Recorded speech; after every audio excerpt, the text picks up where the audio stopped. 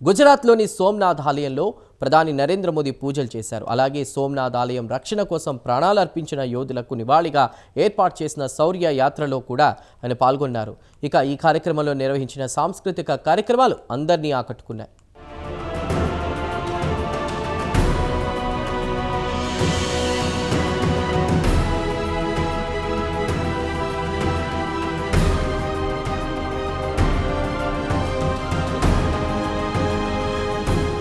ప్రధాని నరేంద్ర మోడీ 3 రోజుల పర్యటన కోసం గుజరాత్ చేరుకున్నారు.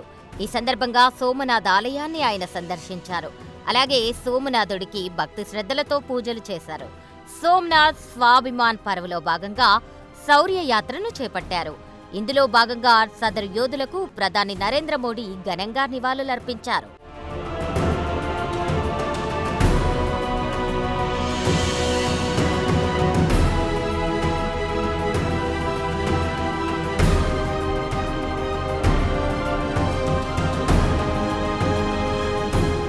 కాగా శౌర్య యాత్రకు భారీ సంఖ్యలో ప్రజలు హాజరయ్యారు.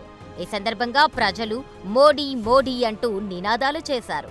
ఈ నినాదాల నేపథ్యంలోనే ప్రధాని నరేంద్ర మోడీకి ఘన స్వాగతం లభించింది. కాగా శౌర్య యాత్ర కోసం మొత్తం 108 అశ్వాలను ప్రత్యేకంగా తీసుకువచ్చారు. మొత్తం శౌర్య యాత్రకు ఈ అశ్వాలు ప్రధాన ఆకర్షణగా నిలిచాయి. అనంతరం ప్రధాని నరేంద్ర మోడీ సోమనాథ్ ఆలయానికి వెళ్లి పూజలు నిర్వహించారు.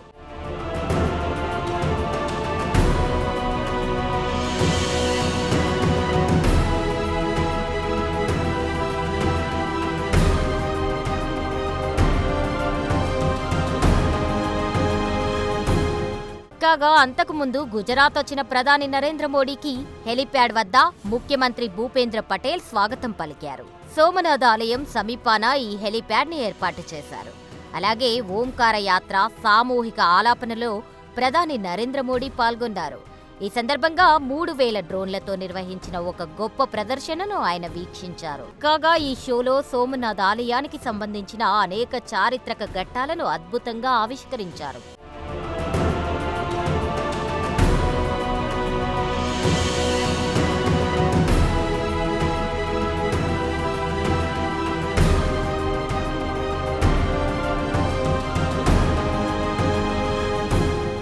సోమనాథ్ ఒక సాదాసీదా ఆలయం కాదు, భారతదేశ ఆధ్యాత్మికకు నిలువెత్తు నిదర్శనం. అంతేకాదు భారతదేశానికి ఆత్మ లాంటిది. అలాగే 12 జ్యోతిర్లింగాలలో సోమనాథ్ ఆలయం కూడా ఒకటి కావడం విశేషం. సోమనాథ్ శివలింగం దర్శనంతో పాపాలు తొలగిపోతాయన్నది భక్తుల నమ్మకం.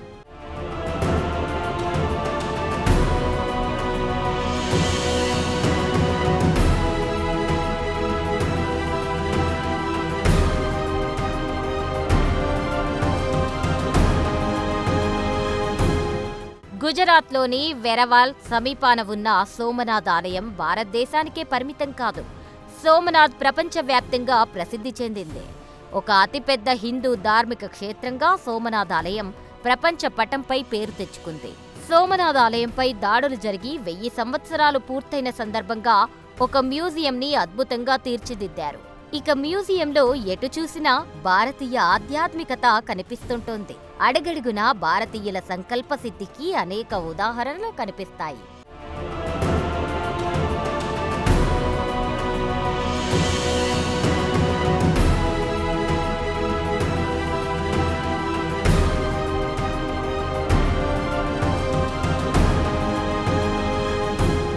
పురాతన కాలంలో నిర్మితమైన ఈ ఆలయం అనేకసార్లు విధ్వంసానికి గురైంది.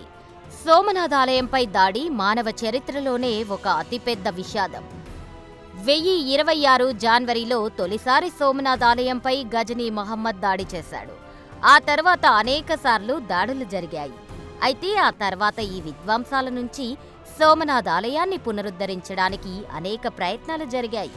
ప్రస్తుతం మనం చూస్తున్న ఈ ఆలయ రూపం 1951లో రూపుదిద్దుకుంది.